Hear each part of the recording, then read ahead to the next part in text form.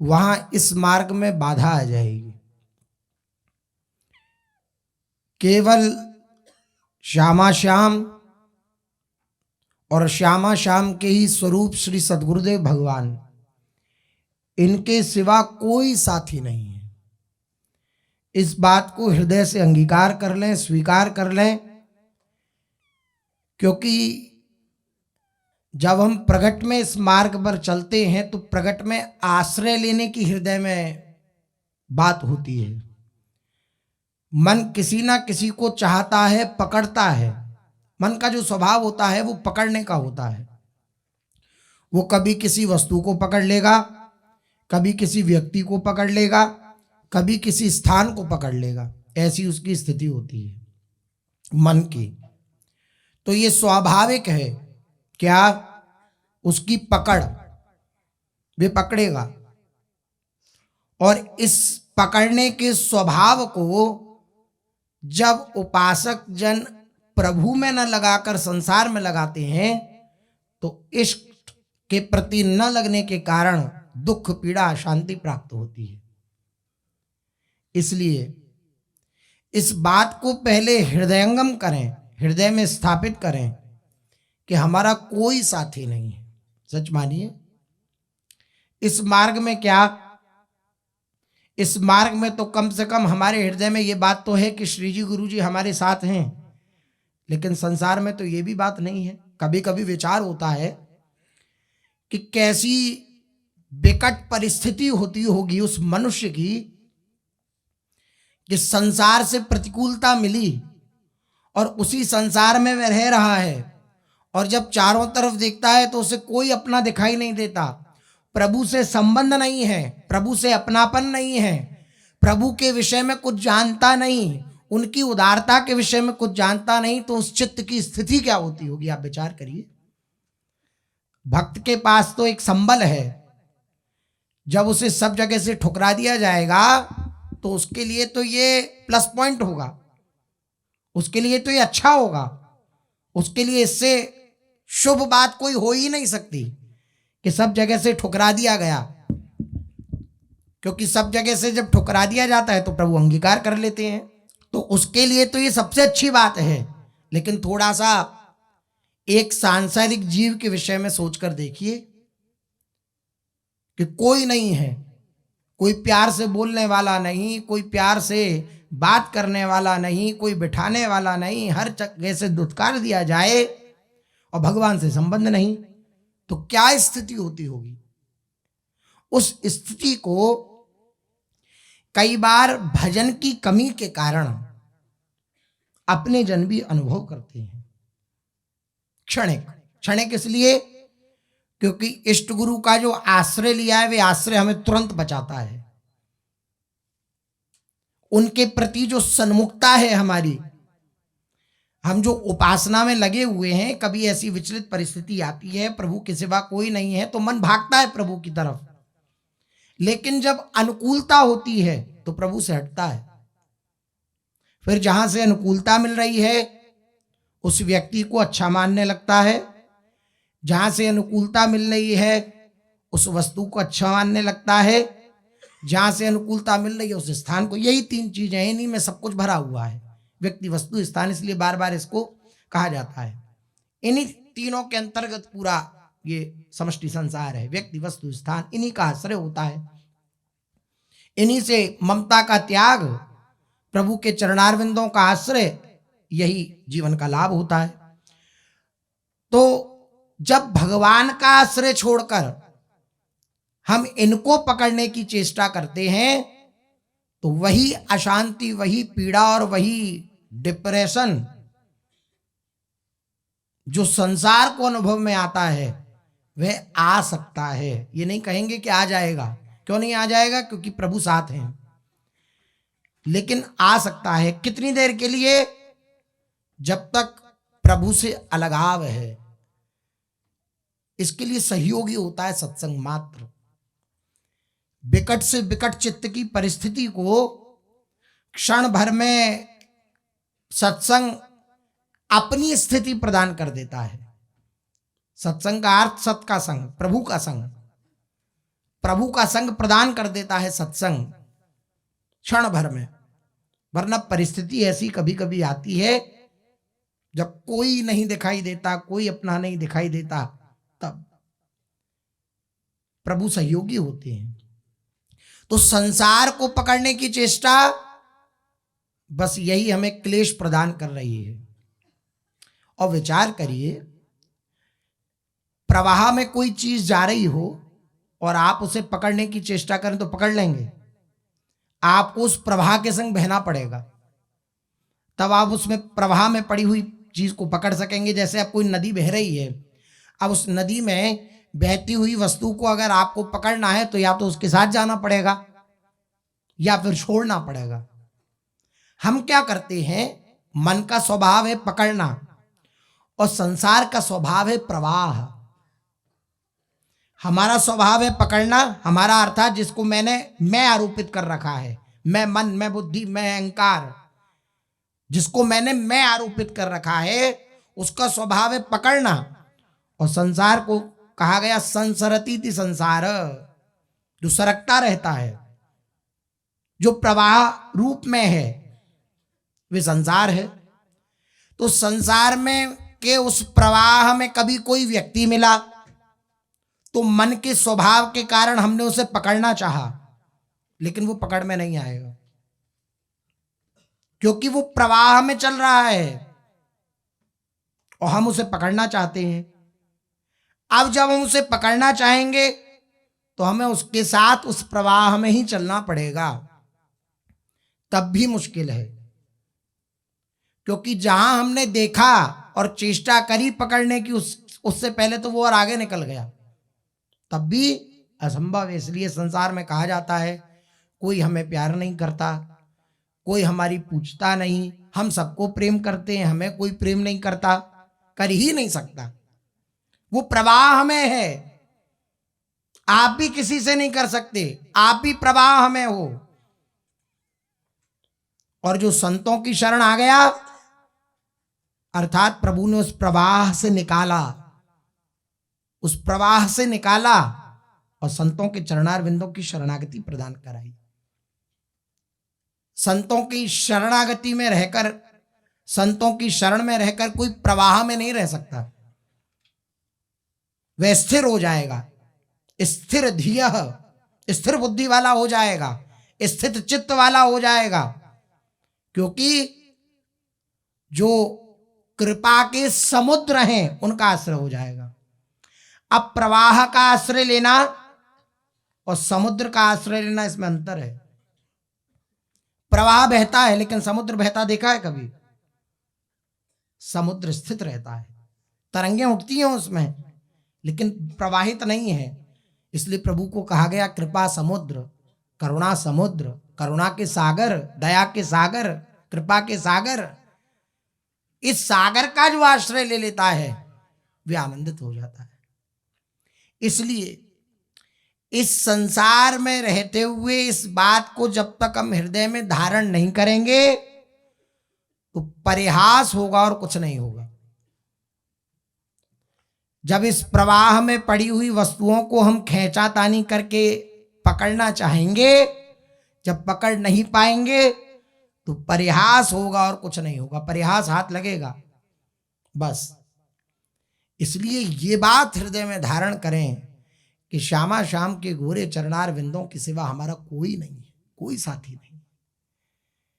ये हृदय से जब अंगीकार करेंगे ना इस बात को, बार बार इसको सुनाएं अंदर से, हमारा कोई नहीं है और हमें कोई चाहिए भी क्यों। जिनके लिए आए हैं वह तो हमारे हैं ही, तो हमें कोई और चाहिए भी क्यों। लेकिन मन की स्थिति होती है, मन को चाहिए रहता है कोई ना कोई बहिर्मुखता वाला प्राणी, क्योंकि स्वयं बहिर्मुख है तो उसे वही चाहिए रहता है। इसलिए विचार पूर्वक इस बात को हृदय में धारण करें और ये विचार करें कि प्रभु मुझसे अत्यंत प्यार करते हैं। कोई ऐसा व्यक्ति हो कि भाई हम उससे प्रेम करना चाहते हैं लेकिन वो तो हमसे प्रेम करता ही नहीं, तो ऐसी बात नहीं है। हमसे अधिक वो हमसे प्यार करते हैं, बल्कि उनके हृदय में हमारे प्रति प्रेम उत्पन्न हुआ, प्यार उत्पन्न हुआ, तभी हमारे हृदय में उनके प्रति प्रेम उत्पन्न हो रहा है। वो हमसे हमसे अधिक हमसे प्यार करते हैं। ये बात हृदय में धारण करें। एकांत में रहने का तात्पर्य इतना ही है, मन की इन विपरीत प्रश्नों की जो श्रेणी होती है उसकी उत्तरावली आप दे सकें, उसके उत्तर दे सकें। एकांत का तात्पर्य यही है। मन के जो प्रश्न होते हैं, मेरा कौन, मैं चल रहा हूं, कोई देख रहा है कि नहीं देख रहा, क्या मैं अंधकार में चल रहा हूं या कोई है मेरे को देखने वाला, कोई है मेरी जानने वाला। तब मन की इन प्रश्नावलियों को उत्तर देना है। प्रभु हैं, वो प्रतिक्षण देख रहे हैं, तुम्हारी दृष्टि उधर नहीं है इसलिए तुम उधर नहीं देख पा रहे। तुरंत की तुरंत उत्तर प्रभु देते रहते हैं हृदय में। एकांत में आप अपने से प्रश्न करें तो आप अपने से उत्तर पा जाएंगे। अपने कौन, प्रभु से उत्तर पा जाएंगे। अपने तो वही हैं। आप जब प्रश्न करेंगे तो अपने से उत्तर पा जाएंगे, हृदय में उत्तर पा जाएंगे कि जिधर तुम भटक रहे हो वह सच में सही मार्ग नहीं है। सही मार्ग हम बतलाते हैं तुम्हें। क्या सही मार्ग है? किसी और का आश्रय छोड़कर केवल और केवल इनका आश्रय ले लो।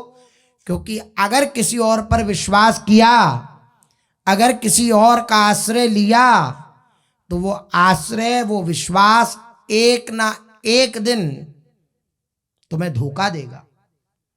बिल्कुल, संसार का स्वरूप यही है, देगा। और धोखा खाने लायक हैं हम। अगर धोखा न खाएं तो प्रभु की तरफ मुड़े ही नहीं। विचार करिए, अगर सब प्यार करने वाले हों, सब हमें दुलार करने वाले हों, किंचन मात्र भी प्रतिकूलता ना हो, तो क्या हम एक बार भी स्मरण करेंगे क्या प्रभु का? नहीं कर पाएंगे। इसलिए ये धोखा, ये प्रतिकूलता, ये अत्यंत आवश्यक है।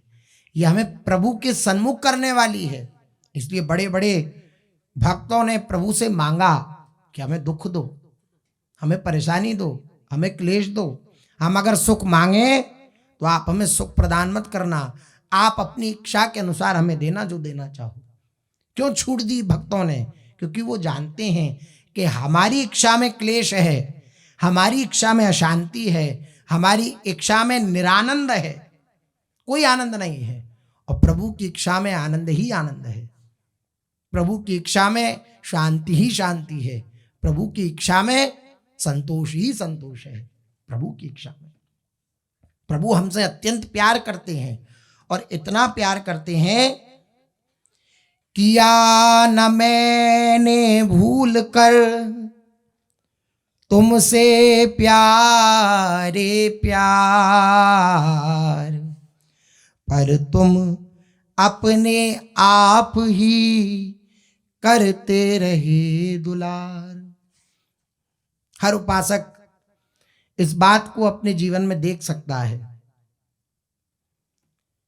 हम तो उनसे प्यार नहीं करते, हमारे हृदय में तो उनके प्रति किंचन मात्र भी प्रेम नहीं है। इसका जो पहचान है वो यह है कि प्रेमी के अंदर कोई आकांक्षा नहीं होती, कोई कामना नहीं होती। जब कामना है वहां प्रेम नहीं है। प्रेमी के अंदर कोई कामना नहीं होती, कोई आकांक्षा नहीं होती। लेकिन हम तो कामनाओं से भरे हुए हैं, तो हम कैसे कह सकते हैं कि हम प्रभु से प्यार करते हैं?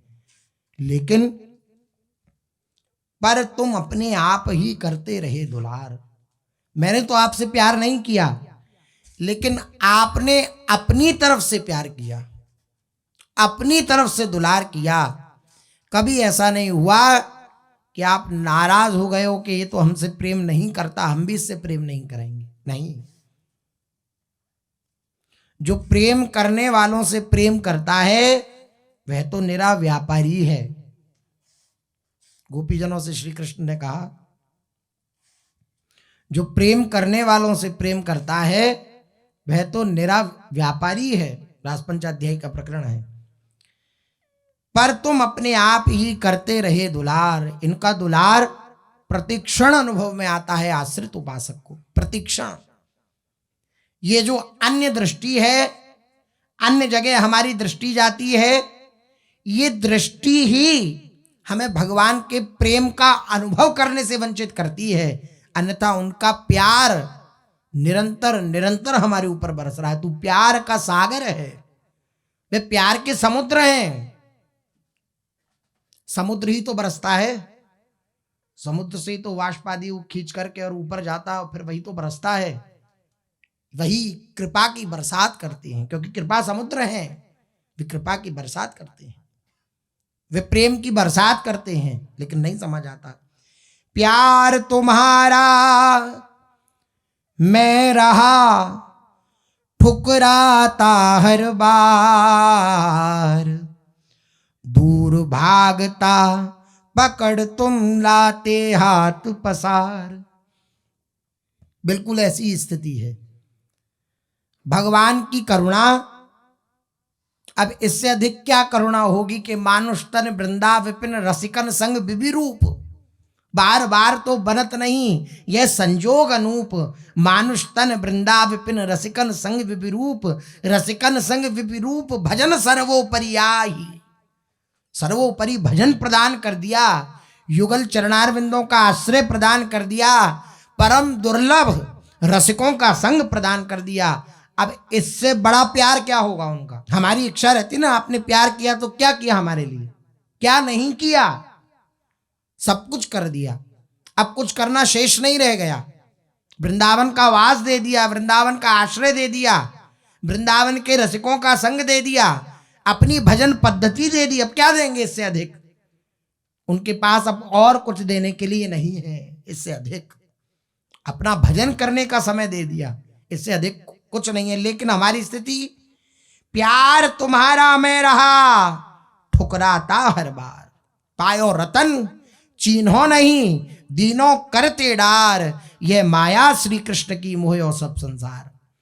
हाथ में रतन लगा, हाथ में प्रभु से अपनापन करने का यह दिव्य समय आया, लेकिन फिर हम उसी संसार से अपनापन करने में जुट गए, फिर उसी संसार को अपना मानने में जुटे रहे, फिर उस संसार की वाहवाही को अपनाने के लिए जुटे रहे, फिर उस संसार की अनुकूलता को जुटाने के लिए हम लगे रहे। ये हमारी स्थिति है। दूर भागता, आपका दुलार मिला, आपका प्यार मिला, लेकिन मैं आपके प्यार को ठुकराता रहा और दूर भागता रहा, लेकिन आपने तब भी मुझे नहीं छोड़ा। कैसा प्रभु का प्यार है। मैं तो दूर भागा। दूर भागने का अर्थ है चिंतन से प्रभु की स्मृति न करना, प्रभु से दूर भागना है। उपासक की बहिर्मुखता, साधक की बहिर्मुखता बस यही है। साधक का संसारीपना यही है कि वे भगवान का चिंतन छोड़ करके संसार का चिंतन करे, वे भगवान का चिंतन छोड़ करके शरीर का चिंतन करे, वे भगवान का चिंतन छोड़ करके अनुकूलता का चिंतन करे। यही बहिर्मुखता है, यही संसारिकता है। तो मैं दूर भागता रहा, आपका चिंतन न करके, आपके प्रति प्रेम न करके, आपसे अपनापन न करके मैं दूर भागता रहा। लेकिन आपकी करुणा, पकड़ तुम लाते हाथ पसार। आप अजान बाहु हो, अभयद भुजदंड मूल पीन अंश सानुकूल, कनक निकष लसित दुकूल दामिनी दरखी। आपका जो ये दिव्य वरद हस्त हैं वो कैसे हैं, अजान बाहु। आप अजान बाहु के द्वारा मुझे खींच करके पुनः अपने चरणों में ले आते हो। यह आपका स्वभाव है, यह आपका प्यार है। लेकिन मेरी स्थिति, मैं आपके प्यार को बार बार ठुकराता रहता हूं, मैं बार बार आपके प्यार का तिरस्कार करता रहता हूं। प्रभु के प्यार का तिरस्कार यही है कि इतनी कृपा होने पर भी उनका स्मरण न करके हम संसार के विषयों का स्मरण करते रहते हैं। यही उनकी कृपा को ठुकराना है, यही इनकी कृपा को तिरस्कृत करना है। हम प्रभु का चिंतन न करें, हम संसार के चिंतन में लगे रहें सुख बुद्धि से, प्रसन्न होकर।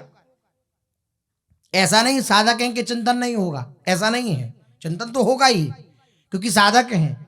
लेकिन सुख बुद्धि धारण करके आनंदित होकर चिंतन करना और एक चिंतन होने पर क्लेशित होना और प्रभु से बार बार प्रार्थना करना, इसमें अंतर है, इसमें अंतर है। यद्यपि भक्त अनन्य जो विषय इंद्रियन बस होए, वे अनन्य है प्रियालाल का, लेकिन विषय और इंद्रियों ने उसे अपने बस में कर रखा है, लेकिन वो इस बात से जल रहा है, अनन्य है प्रियालाल का। उसके हृदय में प्रियालाल के सिवा और कोई आश्रय स्थल नहीं है।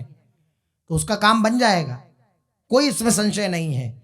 लेकिन सुख बुद्धि करके प्रसन्नता पूर्वक विषयों का चिंतन करना, ये भगवान की कृपा का तिरस्कार है, ये भगवान की कृपा को तिरस्कृत कर देना है। मत जाओ उस मार्ग तुम कहते बारंबार, हट पूर्वक जाता चला दौड़े जाते लार। उस मार्ग पर मत जाना, उस मार्ग पर तुम्हें क्लेश मिलेगा, शांति मिलेगी, पीड़ा मिलेगी, मृत्यु मिलेगी। उस मार्ग पर मत जाना, ये आप बार बार कहते हैं मुझसे। भक्त और भगवान के बीच की बात है। बोले आप बार बार तो कहते हैं मुझसे कि उस मार्ग, नहीं कहते क्या? कोई व्यक्ति चाहे वह संसारी हो और चाहे इस मार्ग का पथिक हो, वो ये नहीं कह सकता कि भगवान हमें सचेत नहीं करते, हम कुछ गलत करते हैं। तो ऐसा हो ही नहीं सकता। कोई बड़े से बड़ा पापी भी होगा ना, और वो कुछ गलत करने वाला होगा, तो उसके हृदय में एक बार आएगा कि नहीं, ये गलत है, नहीं करना चाहिए। लेकिन वह अपनी मन बुद्धि के कारण उस बात को, उस शब्द को, उस आवाज को दबा देता है और कहता है नहीं कुछ नहीं होता, चलो आगे। अरे कुछ नहीं होता, ये सब कुछ नहीं है, सब ढकोसला है। ऐसी बातें कह करके हम अपने अंतर की परमात्मा की आवाज को दबा देते हैं। वरना ऐसा कोई भी प्राणी नहीं है कि उसके हृदय में कोई वह गलत करे, शास्त्र विरुद्ध आचरण, और उसका हृदय उसे जलाए ना, एक बार कहे ना कि ये मत करो। ऐसा कोई नहीं है। प्रभु अंतर्यामी है, अंदर बैठकर ही प्रतिक्षण आपको बतलाते रहते हैं कि ये करना चाहिए, ये नहीं करना चाहिए। बस हम उसको श्रवण नहीं करते, उस आवाज को सुनते नहीं। वो प्रभु की आवाज होती है, हम सुनते नहीं। इसलिए मत जाओ उस मार्ग तुम कहते बारंबार, तुम उस मार्ग पर मत जाओ, या आप बारंबार मुझसे कहते हो। बोले आपसे कहते होंगे? नहीं, सबसे कहते हो, सबसे कहते हैं वे। लेकिन हठ पूर्वक जाता चला, मैं अपने मन के वशीभूत हूं, मन के द्वारा ग्रसित हूं, मन के प्रति परतंत्र हूं, स्वतंत्र नहीं हूं। मैं मन बुद्धि के कारण आपकी उस आवाज को, आपकी उस बात को नहीं सुनता हूं, और हठ पूर्वक उसी मार्ग पर चला जाता हूं जहां मेरा नाश लिखा है। मैं उस मार्ग पर चला जाता हूं। लेकिन आपकी करुणा दौड़े जाते लार। जैसे बालक न मानने पर भी माँ की बात अगर गलत मार्ग पर चला जाए तो माँ पीछे पीछे भागती है कि अरे तू अबोध है, तू नहीं जानता वहां कितना कष्ट, कितनी पीड़ा है, आ चल, वापस चल। ऐसे प्रभु दुलार करते हैं, ऐसे प्रभु रक्षा करते हैं। चिर अपराधी अघी का ढोया बोझ अपार, मेरे निज निर्मित दुख में लिया तुमने गोद संहार। कितनी सुंदर बात कह रहे हैं। बोले दुख किसका निर्मित होता है, दुख देता कौन है? बोले मेरे निज निर्मित दुख, मेरे ही द्वारा जो निर्मित दुख है। संसार में कोई प्राणी होगा, उसे कोई दुख पीड़ा होगी, कोई बात बन जाएगी तो व्यक्ति कह देगा अरे तुम्हारे कर्मों का परिणाम है, अरे तुमने जो किया वही भोग रहे हो, हम क्या सहयोग करें तुम्हारा। लेकिन प्रभु ऐसे नहीं है। इसलिए कह रहे हैं मेरे निज निर्मित दुख में लिया तुमने गोद संहार। दुख, पीड़ा, अशांति जो मुझे प्राप्त हो रही थी वो मेरे द्वारा निर्मित थी, मेरे पापों का परिणाम था। लेकिन आपने मेरे पापों का परिणाम भोगते हुए भी, अर्थात मैं भोग रहा था तब भी, आपने ये हृदय में विचार नहीं किया कि इसे भोगने दो। आपने मुझे अपनी गोदी में बिठा लिया। बड़े से बड़े क्लेश होते हैं, बड़ी से बड़ी विपरीत परिस्थितियां जीवन में होती हैं। उपासक जब अनन्य आश्रित होता है तो उसको अनुभव में आता है कि प्रभु प्रतिक्षण मुझे गोद में लिए हुए, प्रतिक्षण मुझे गोद में लिए हुए। विपरीत से अब देखो कितनी विकट विकट परिस्थिति महापुरुषों के जीवन में होती हैं, लेकिन मुस्कुराते हुए, प्रभु की कृपा मनाते हुए, जय जयकार करते उन सब को अंगीकार करते हैं कि नहीं करते? कारण क्या है?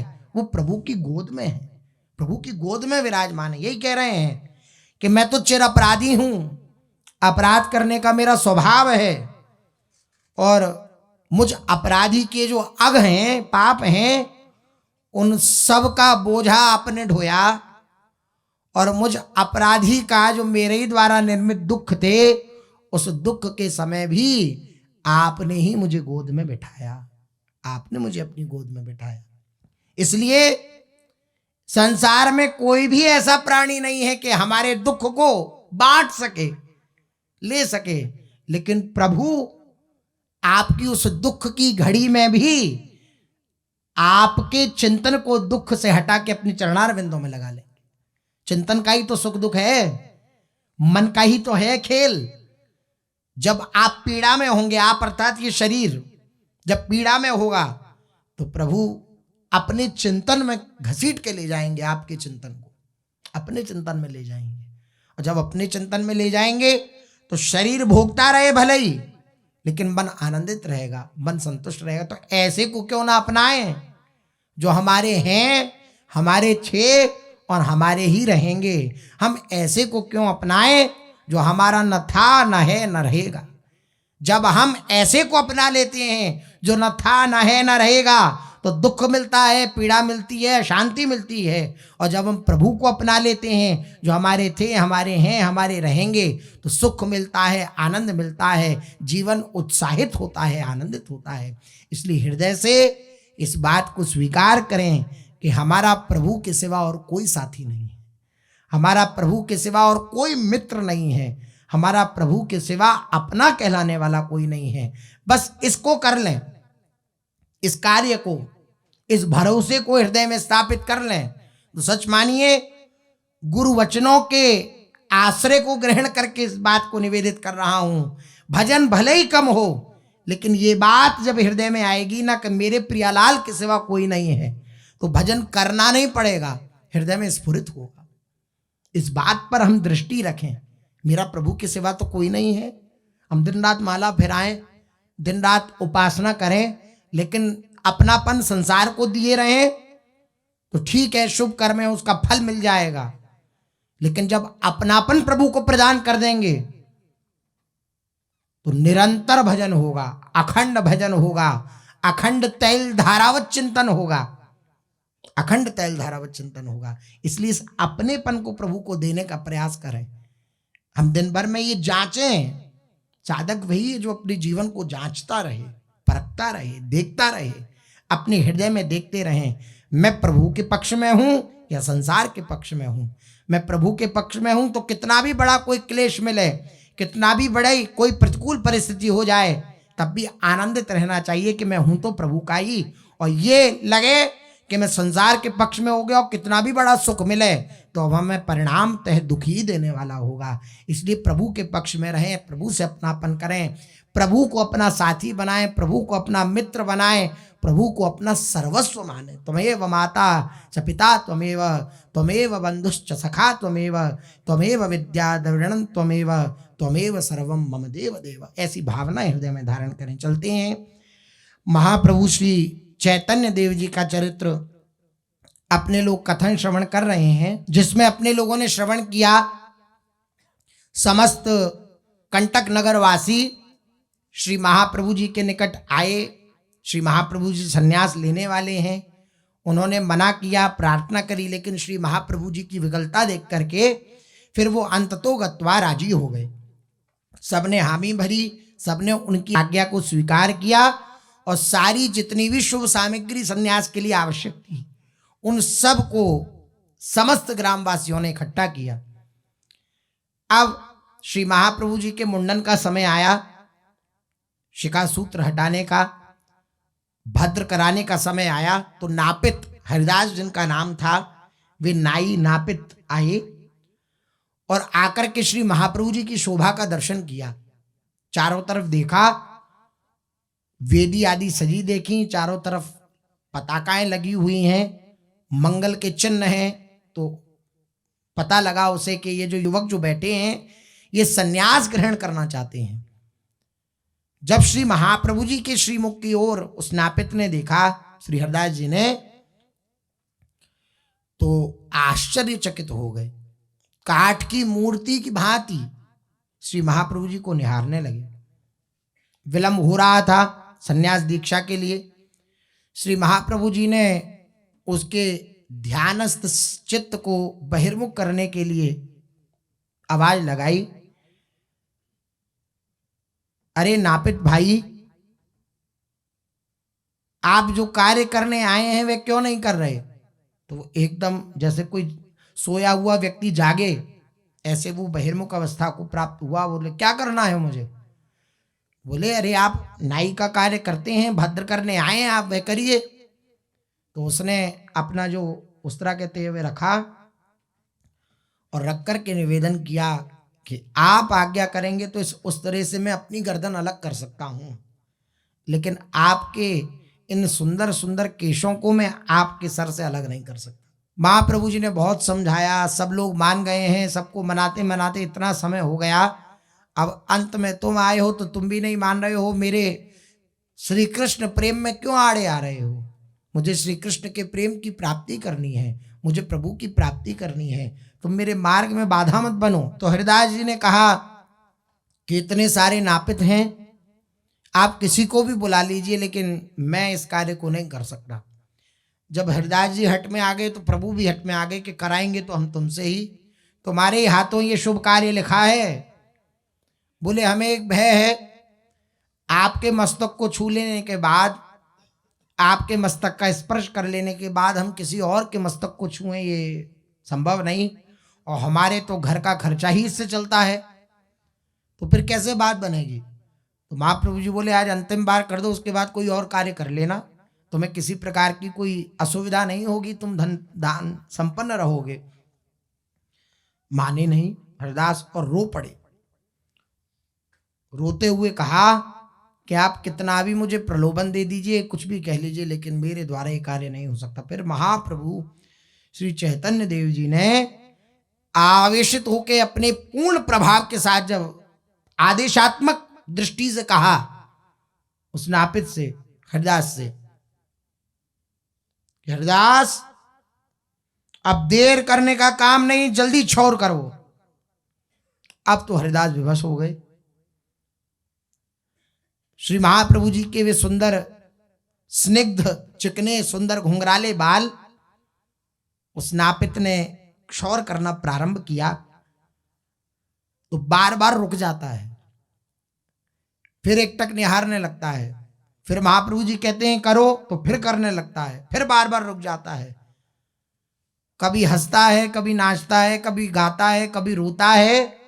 भक्त की जो हृदय की स्थिति होती है वे सारी स्थितियां उस नापित हरिदास जी के अंदर, भगवत भक्त तो थे ही, उनके अंदर प्रकट हो गई। प्रातः काल से क्षौर कर्म प्रारंभ हुआ था और संध्या काल हो गया, संध्या हो गई। भावावेश में भक्तराज श्री हरिदास महाराज वे नापित और श्री महाप्रभु जी उसकी भावना को स्वीकार कर रहे हैं। वरना विचार करिए, आपको कोई बैठा के रखे 8-10 घंटे क्षौर कर्म कराने को, तो आपको झुंझलाहट हो जाएगी, शरीर ही काम नहीं करेगा, शरीर ही पीड़ा देने लग जाएगा। लेकिन उसकी भावना को श्री महाप्रभु जी स्वीकार कर रहे। संध्या हो गई, क्षौर कर्म संध्या काल में विश्राम को प्राप्त हुआ, समाप्त हुआ। क्षौर कर्म समाप्त हो जाने पर महाप्रभु जी ने हरिदास नापित का प्रेम से गाढ़ालिंगन किया। जैसे ही क्षौर कर्म विश्राम हुआ तो श्री महाप्रभु जी ने गाढ़ालिंगन किया श्री हरिदास नापित का। प्रभु का आलिंगन पाते ही वे हरिदास नापित बेहोश हो गए, मूर्छित हो गए और गिर पड़े पृथ्वी पर। प्रेम के सहित गाढ़ालिंगन का यह प्रभाव था। चेतना शून्य पुरुष की भांति वे हरिदास नापित पड़े रहे। थोड़ी देर में जब होश आया तो होश आने पर वे उठे। उसने क्षौर करने का अपना जितना भी सामान था वे सब उठाया और वे सब उठा करके भगवती भागीरथी गंगा के तट पर गया और सारा जितना सामान था वो सब गंगा जी में प्रवाहित कर दिया सब। और जोरों के साथ भगवान नाम की ध्वनि करने लगा। हरि बोल नृत्य कर रहा है, भगवान नाम का रटन कर रहा है। इस प्रकार थोड़ी देरी महाप्रभु का संसर्ग होने से वे महाभागवत बन गया नापित। महाभागवत आज भी कटवा के निकट मधुमोदक नाम से उन मुड़े हुए केशों की और उस परम भाग्यशाली नापित की समाधियां लोगों को त्याग, वैराग्य और प्रेम का पाठ पढ़ाती हुई उस हरिदास के अपूर्व अनुराग की घोषणा कर रही हैं। मधुमोदक नाम से विराजमान है वहीं कंटक नगर। गौर भक्त उन समाधियों के दर्शनों से अपने नेत्रों को सुफल करते हैं। वहां की पावन धूलि को अपने मस्तक पर चढ़ाते हुए उस दिव्य लीला का स्मरण करते हैं और रो रो कर उस लीला का स्मरण करते हुए कई तो पछाड़ कर गिर जाते हैं। महाप्रभु का शौर्य कार्य समाप्त हुआ। अब वे शिखा सूत्रहीन हो गए। क्षौर हो जाने के पश्चात महाप्रभु ने सुरसरी के शीतल जल में घुसकर श्री गंगा जी में स्नान किया और वस्त्र बदले हुए वे वेदी के समीप आ गए। हाथ जोड़े हुए अति दीन भाव से श्री केशव भारती जी के सम्मुख बैठे। वे घड़ी आई जब संन्यास लेना था श्री महाप्रभु जी को। भारती जी ने विजया हवन आदि सभी संन्यासोचित कर्म कराकर अब महाप्रभु जी को मंत्र दीक्षा देने का विचार किया कि अब मंत्र दिया जाए, संन्यास का मंत्र। हाथ जोड़े हुए विनीत भाव से महाप्रभु ने संन्यास मंत्र ग्रहण करने की जिज्ञासा करी। केशव भारती जी ने इन्हें अपने समीप बैठे जाने के लिए कहा कि आप मेरे समीप बैठ जाइए। गुरुदेव के आज्ञानुसार महाप्रभु उनके समीप बैठ गए। मंत्र देने में भारती जी कुछ आगा पीछा सा करने लगे, दें कि नहीं दें, दें कि नहीं दें। तब महाप्रभु जी ने उत्सुकता प्रकट करते हुए कहा, भगवान मैंने ऐसा सुना है कि सन्यास के मंत्र को किसी के सामने नहीं कहना चाहिए। भारती जी ने कहा, हाँ बिल्कुल ठीक है। सन्यास मंत्र को शास्त्रों में परम गोप्य बतलाया गया है, इसलिए एकांत में मंत्र आदि दिया जाता है। मंत्र परम गोप्य होते हैं और ये प्रथा रहती है, या तो कोई एकदम एकांत स्थल हो वहां पर मंत्र को सदगुरुदेव भगवान देते हैं, या कभी ऐसा है कि खुला जगह है तो वहां कैसे दें। तो प्रथा है वस्त्र डाल करके, कोई होठों को देख करके ये भी पता ना करे कि क्या बोल सकते हैं, उसको छुपाने के लिए वस्त्र ऊपर डाल करके और शंख घंटा घड़ियाल ये सब बजते हैं तब मंत्र दिया जाता है। ये मंत्र की पद्धति है। या तो एकांत स्थल हो जहां सब दीक्षित ही हो और उसी प्रकार का समाज हो तो ठीक, लेकिन कभी ऐसी है कि कोई ऐसी जगह है कि जहां बहुत से और भी लोग बैठे हैं तो वहां पर मंत्र देने की यही है कि पहले कपड़ा आदि डाल करके और फिर घंटे घड़ियाल आदि बजते हैं उसमें, ताकि घंटों की आवाज में उस मंत्र का एक शब्द भी किसी को सुनाई ना दे जाए। तो ये भारती जी ने कहा, हाँ सन्यास के मंत्र को शास्त्रों में परम गोप्य बतलाया गया है, गुरुजनों के अतिरिक्त उसे हर किसी के सामने प्रकाशित नहीं कर सकते। यह सुनकर प्रभु ने कहा कि मुझे आपसे एक बात निवेदन करनी है, किंतु वे गुप्त है, कान में कह सकूंगा। महाप्रभु जी ने बात कही तो केशव भारती जी ने अपना दायां कान आगे किया और आगे कान को बढ़ाते हुए कहा, हाँ हाँ जरूर कहिए, कौन सी बात है। अब मंत्र देने की बारी आई तो आपको बात कहनी है कुछ। तो प्रभु ने अपना मुख भारती जी के कान के समीप ले गए और धीरे धीरे कहने लगे कि सदगुरुदेव भगवान, एक दिन मैंने स्वप्न में एक ब्राह्मण को देखा था, वह भी सन्यासी ही थे और उनका रूप रंग आपसे बहुत कुछ मिलता जुलता था। स्वप्न में ही उन्होंने मुझे सन्यासी बनाने का आदेश दिया और स्वयं उन्होंने मेरे कान में सन्यास मंत्र दिया। वह मंत्र मुझे अभी तक ज्यों का त्यों याद है। आप आज्ञा करें तो आप उसे अगर एक बार सुन लें, सही है या गलत है, तो वो उचित रहे। यह कहकर महाप्रभु जी ने केशव भारती जी के कान में वे स्वप्न में प्राप्त मंत्र पढ़ दिया। मानो उन्होंने प्रकारांतर से केशव भारती जी को पहले स्वयं अपना शिष्य बना लिया। ये भावना प्रकारांतर से महाप्रभु के मुख से यथावत शुद्ध शुद्ध संन्यास मंत्र को सुनकर केशव भारती जी कुछ आश्चर्य सा प्रकट करते हुए प्रेम में गदगद कंठ से कहने लगे, जब तुम्हें श्री कृष्ण प्रेम प्राप्त है ही, तब फिर तुम्हारे लिए अगम्य विषय कौन सा है? जब श्री कृष्ण प्रेम प्राप्त है तो ये संन्यास मंत्र आदि ये तुम्हारे लिए अगम्य कहाँ है?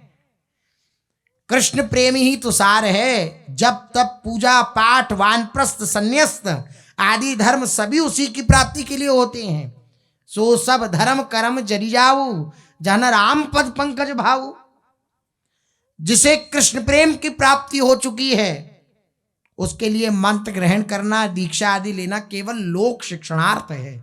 आप जो ये मंत्र मुझसे ग्रहण करना चाहते हैं, ये केवल गुरु शिष्य प्रणाली को चलाने के लिए और लोक शिक्षण के लिए आप ले रहे हैं। आपको आवश्यकता नहीं, मैं जान गया। आप तो मर्यादा रक्षा के लिए संन्यास ले रहे हो, इस बात को मैं खूब जानता हूं। केशव भारती जी बोले, कृष्ण कीर्तन तो आप घर में भी रहकर कर सकते थे, किंतु ये दिखाने के लिए कि गृहस्थ में रहते हुए लौकिक तथा वैदिक कर्मों को, जिनका कि वेद शास्त्रों में गृहस्थी के लिए विधान बतलाया गया है, अवश्य ही करते रहना चाहिए। आपके द्वारा अब वे स्मृतियों में कहे हुए धर्म नहीं हो सकते थे, इसलिए आपने संन्यास धर्म का अनुसरण किया। जब तक ज्ञान में पूर्ण निष्ठा न हो, जब तक भगवत गुणों में भली भांति रति न हो, तब तक स्मृतियों में ऋषियों के बताए हुए धर्मों का अवश्य ही पालन करते रहना चाहिए।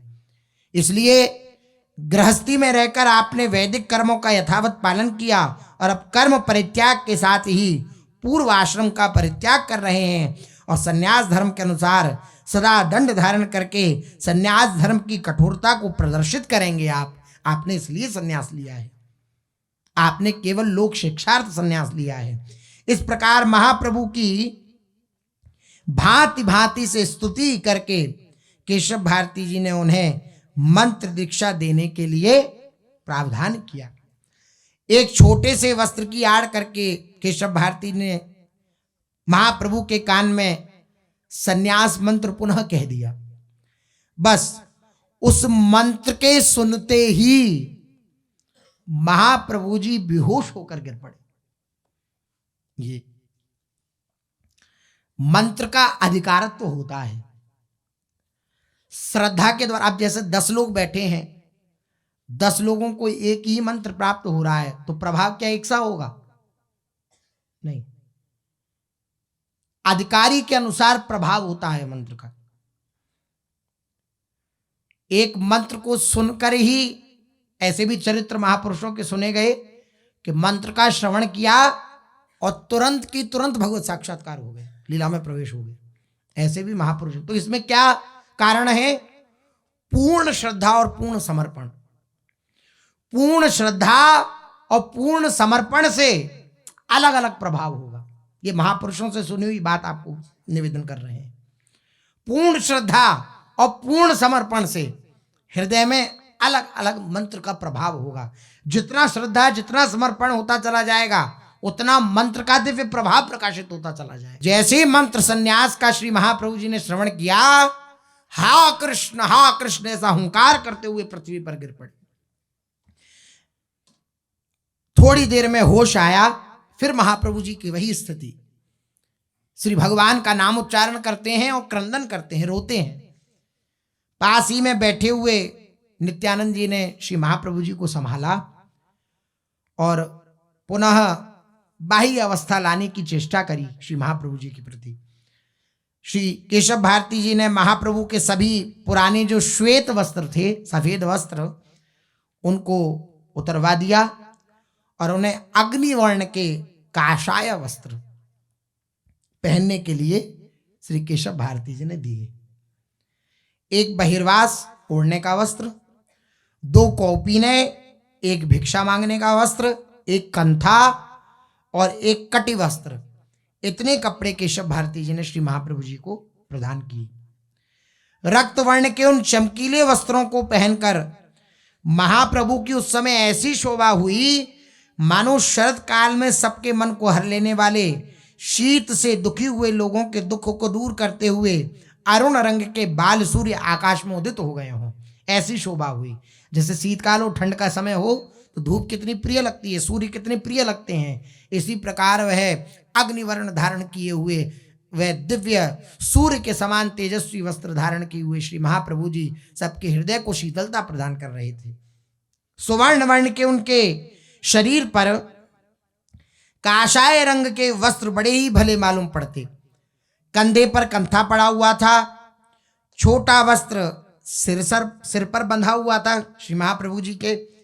एक हाथ में काठ का कमंडल, दूसरे हाथ में सन्यास का दंड श्री महाप्रभु जी के, और मुख से श्री कृष्ण श्री कृष्ण श्री कृष्ण ऐसा उच्चारण। अश्रु बहा रहे हैं, दोनों नेत्रों से अश्रु प्रभाव हो रहा है। एक हाथ में कमंडल, एक हाथ में दंड, और मुख पर श्री कृष्ण नाम, आंखों में आंसू। महाप्रभु के इस त्रैलोक के पावन सुंदर स्वरूप को देखकर सभी उपस्थित दर्शक वृंद अवाक से हो गए।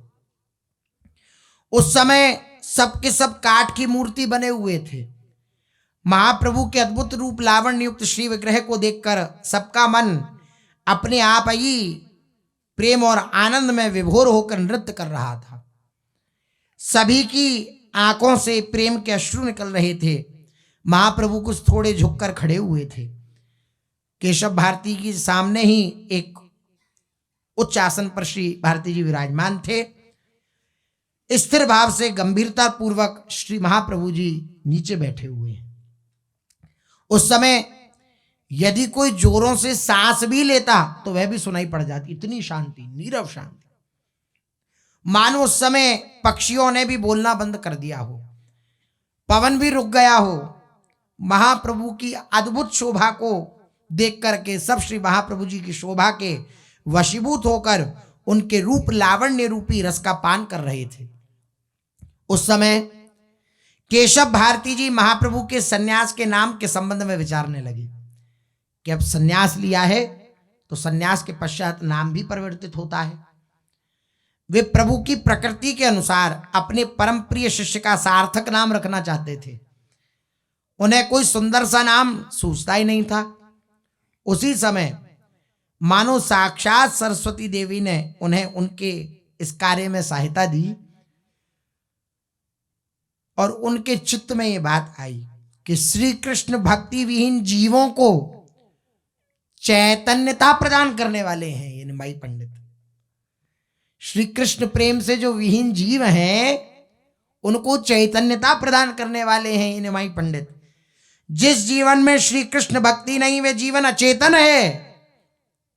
इन्होंने भगवान नाम द्वारा अचेतन प्राणियों को चेतन बनाया है, अतः इनका नाम श्री कृष्ण चैतन्य भारती, ये ठीक रहेगा।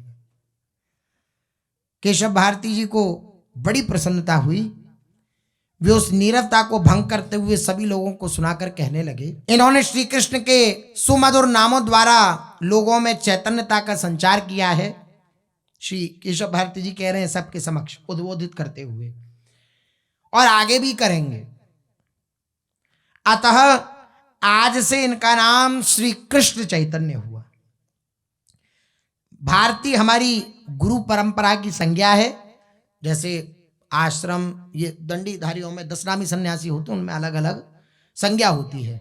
तो ये भारती हमारी गुरु परंपरा की संज्ञा है, इसलिए इनका नाम हुआ श्री कृष्ण चैतन्य भारती। इतना सुनते ही प्रभु भावावेश में आकर ये कहते हुए दौड़ पड़े, मैं तो अपने प्यारे श्री कृष्ण से मिलने के लिए वृंदावन जाऊंगा, मैं तो अपने प्यारे श्री कृष्ण से मिलने के लिए वृंदावन जाऊंगा। ऐसा कहकर श्री महाप्रभु जी उत्साहित होने लगे, दूसरी ओर भागने लगे। उस समय भागने के कारण हिलता हुआ वे काशाय वस्त्र वे काशाय वस्त्र की ध्वजा वाला दंड और काले रंग का कमंडल प्रभु के हाथों में बड़ा ही भला मालूम पड़ रहा था श्री महाप्रभु जी। और प्रभु जोर जोर से हरि हरि पुकार रहे थे। ये देखते हुए बहुत से लोगों ने आगे जाकर महाप्रभु के मार्ग को रोक दिया। सामने अपने रास्ते में लोगों को खड़ा हुआ देखकर प्रभु उन लोगों से, उन ग्रामवासियों से रोते हुए कहने लगे, भाइयों तुम मुझे श्री वृंदावन का रास्ता बतला दो, कहां से मैं वृंदावन जाऊं? तुम मुझे बतलाओ, मैं अपने प्यारे श्री कृष्ण के दर्शनों के लिए बहुत ही अधिक व्याकुल हो रहा हूं। मुझे जब तक श्री कृष्ण के दर्शन नहीं होंगे तब तक मुझे शांति नहीं मिलेगी। तुम सभी भाई मेरा रास्ता छोड़ दो, मुझे ऐसा आशीर्वाद दो कि मैं अपने प्राण प्यारे प्रीतम को पा सकूं। ये जब लक्ष्य दृढ़ होता है तो हर किसी के प्रति भावना यह होती है कि ये सब अगर कृपा करते हैं तो मुझे प्रियालाल का साक्षात्कार हो जाए। ये सब प्रेमी जन हैं, ये सब प्रियालाल के प्यारे हैं, ये अगर मुझ पर कृपा कर देंगे तो बात बन जाएगी। हे राधाया रतिग्रह शुका, हे मृगा, हे मयूरा, भूयो भूयः प्रणति विरहम प्रार्थये भोनुकंपाम। ये आकांक्षा होती है, ये प्रार्थना होती है सबसे। जे ये पशु पक्षी यावन के चरण शरण रख लीजिए, शिवव्यास जी महाराज कहते हैं। वृंदावन के पशु पक्षियों से भी प्रार्थना करते हुए कहते हैं कि हे वृंदावन के पशु पक्षियों, आप मुझे अपनी चरण शरण में मुझे स्थान प्रदान करिए, मुझे रख लीजिए अपनी चरण शरण में। श्री महाप्रभु जी सबके प्रति ये भावना व्यक्त करते हुए बोले, आप सब मुझे आशीर्वाद दो, आप सब मुझ पर कृपा करो, मुझे वृंदावन का रास्ता बतला दो, मुझे श्री कृष्ण की, मुझे अपने प्राण प्यारे प्रीतम की प्राप्ति करनी है। नित्यानंद जी ने कहा, महाप्रभु आप पहले अपने पूज्य गुरुदेव के चरणों में प्रणाम तो कर लीजिए, फिर वे जिस प्रकार की आज्ञा करें वही करिएगा। बिना गुरु की आज्ञा लिए कहीं जाना ठीक नहीं है। इतना सुनते ही महाप्रभु को सोचने लगे और बिना ही कुछ उत्तर दिए चुपचाप आश्रम की ओर लौट पड़े। और सब लोग भी प्रभु के पीछे पीछे चले। आश्रम में पहुंचकर महाप्रभु ने दंडी सन्यासी की विधि के अनुसार अपने गुरुदेव के चरणों में साष्टांग प्रणाम किया। एक पद्धति होती है, दंडी सन्यासी जब अपने गुरुदेव के चरणों में प्रणाम करता है तो उसकी एक पद्धति होती है। उस पद्धति के अनुसार श्री महाप्रभु जी ने श्री सदगुरुदेव भगवान को, अपने केशव भारती जी को प्रणाम किया। भारती महाराज का आदेश पाकर उन्होंने उस रात्रि में वहीं गुरु सेवा करते हुए निवास किया। संकीर्तन का रंग आज कल से भी बढ़कर रहा। इस प्रकार प्रभु संन्यास ग्रहण करके लोक शिक्षा के निमित्त गुरु सेवा के महात्म्य को दिखाने लगे। महाप्रभु के वे रात्रि भी श्री कृष्ण कीर्तन और भगवत चरित्रों के चिंतन में व्यतीत हुई। ऐसी दिव्य रात्रि व्यतीत हो रही है। श्री महाप्रभु जी आज प्रथम कीर्तन रात्रि का संन्यास के पश्चात गुरु आश्रम में ही श्री केशव भारती जी के समीप कर रहे हैं। श्री चर्चा आगे। श्री राधा वल्लभ लाल की जय।